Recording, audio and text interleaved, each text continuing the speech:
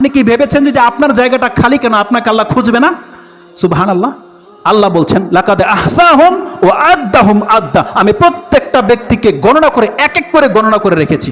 আদ্দা ওয়া কুল্লুহুম আতিহি ইয়াউমাল কিয়ামাতি ফারদা, আর আল্লাহ বলছেন আমি প্রত্যেক ব্যক্তিকে একা একা ডাকবো আমার কাছে। তার মানে কি, যদি আল্লাহ বলতো বাংলাদেশের মুসলিমরা উপস্থিত হও, তার মানে আমি চিপা চাপায় পড়ে থাকলে আমাকে কেউ দেখতো না। আল্লাহ বলছেন না, তোমাকে দলবদ্ধের সাথে তোমার পীরের সাথে তোমাকে ডাকা হবে না, তোমাকে ডাকা হবে একা একা।